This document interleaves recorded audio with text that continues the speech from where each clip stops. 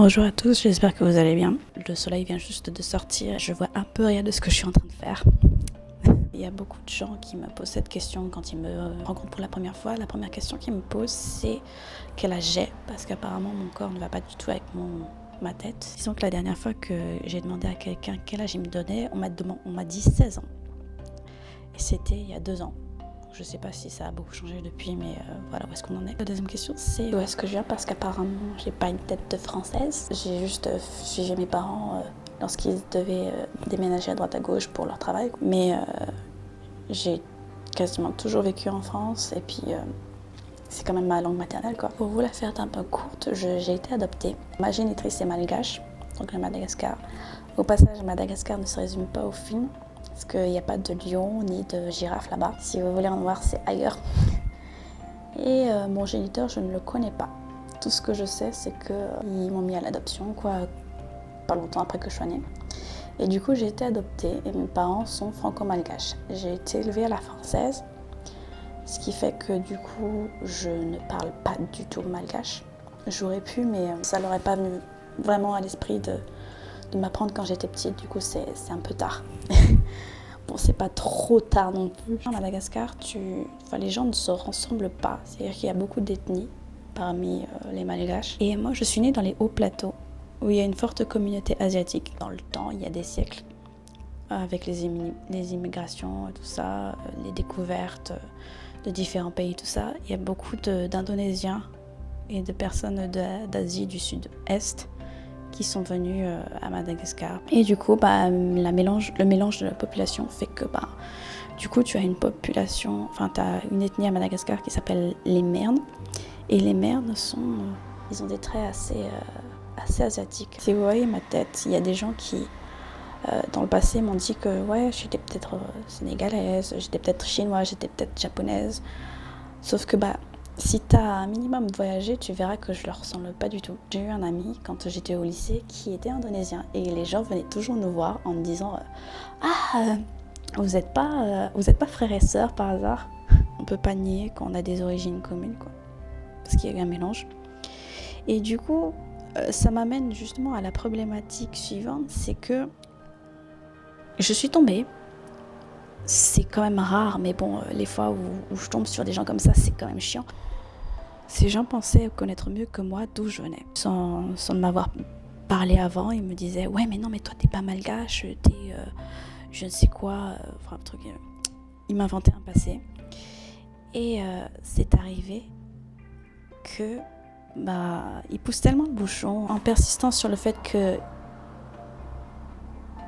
sachent mieux que moi ce que je suis, que je me suis énervée. Je te connais pas, tu me connais pas, pourquoi tu parles, quoi? Surtout si t'as jamais voyagé, t'as jamais eu de lien avec des personnes de couleur. Pourquoi est-ce que tu affirmes à quelqu'un qui il est? Enfin, je veux dire, c'est de la pure bêtise. Il n'y a pas mieux pour te faire cataloguer de gros cons, quoi, tout simplement. T'as d'autres personnes, comment on va dire, c'est plus dans le sens inverse. C'est-à-dire qu'ils voient que que t'es métisse, quoi, un peu asiatique, et puis ils insistent pour savoir d'où tu viens, ce que c'est, comment c'est en vrai à la maison, quelle langue tu parles, tout ça. On m'a déjà touché les cheveux quand j'étais plus jeune, sans ma permission. On m'a déjà... ça s'arrêtait pas qu'aux cheveux, si vous voyez ce que je veux dire. C'est-à-dire que sur ma peau, c'était pareil. Mes vêtements, c'était « Ah oui, toi, machin, c'est super. T'as la peau trop douce, machin. Tes cheveux. » Les gens se permettent parfois des gestes et des attitudes qui n'ont pas lieu d'être. Enfin, n'importe qui est d'accord sur le fait que physiquement, t'as quand même des limites, quoi. Tu vas pas te laisser toucher, même si c'est juste pour sentir la texture de tes cheveux par un inconnu, surtout si t'as pas demandé avant, quoi. Et je trouve que c'est assez gênant parce que c'est malaisant comme comportement. J'ai pas du tout de mal à parler du fait que je suis métisse, c'est juste qu'il y a certaines questions qui sont maladroites, mais avec un petit peu plus de tact, ça serait passé, tu vois. Déjà, si quelqu'un te montre qu'il a aucune envie d'en parler, ça sert à rien d'insister parce que ça va être juste lourd pour toutes les deux personnes. C'est bien d'être curieux, mais il faut pas non plus pousser, quoi. si tu vois ce que je veux dire. Quand on me demande si je sais parler malgache et que je dis non, quand je reviens à Madagascar pour aller voir de la famille ou quoi que ce soit, les gens là-bas, les malgaches, commencent à me parler en malgache, quoi. Et quand ils voient que je comprends pas, ils me regardent de façon très très bizarre. Et puis ils me répondent en français, mais j'imagine que vous voyez très bien quand tu as des touristes en France qui ne parlent pas français, qui sont en train de demander des indications et tout ça. Et tu as des personnes vachement fermées d'esprit qui leur disent « Ah ouais, mais t'es en France, de toute façon, tu dois parler français. » Voilà, c'est comme ça.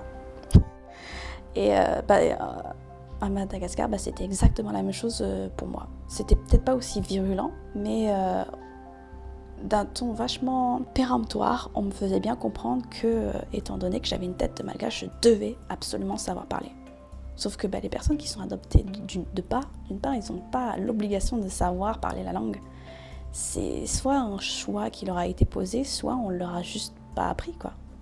Et c'est pas parce que tu sais pas parler que ça y est, t'es traité de traître à ton pays, de gros débile ou des trucs comme ça. Mais si vous voulez, les personnes qui m'ont posé ces questions-là, c'était la police locale, quoi.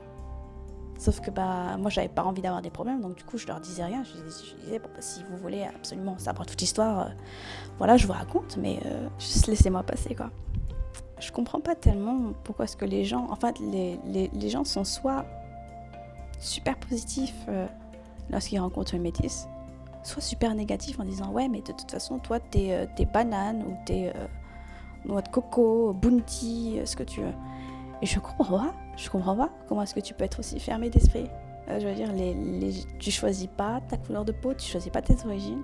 Quel est le problème ? Je pense pas qu'il y ait une seule personne au monde qui soit 100% un truc ou 100% autre chose. Ou t'es toujours un mélange de quelque chose, de quelque chose, de quelque chose. C'est juste que tu ne le sais pas forcément parce que ta génétique, si tu dois t'amuser à la calculer ou chercher, t'en finiras jamais, quoi. Tout ce que tu peux savoir, c'est d'où viennent les parties de ta famille, de quel pays, quelle langue ils parlent, quelle histoire ils ont, etc., etc., quoi.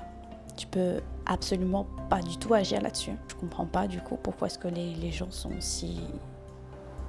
en opinion aussi tranchée dessus, quoi. T'es métisse, quoi. C'est tout. C'est comme tout, hein.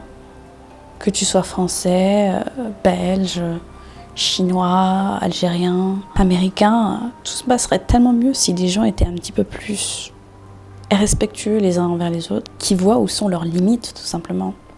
Si une personne n'a pas envie de parler, tu ne parles pas, quoi. Voilà, il faut juste être un minimum attentif aux gens qui t'entourent et aux réactions que tu peux déclencher ou avoir. Je vous dis à plus dans une prochaine vidéo.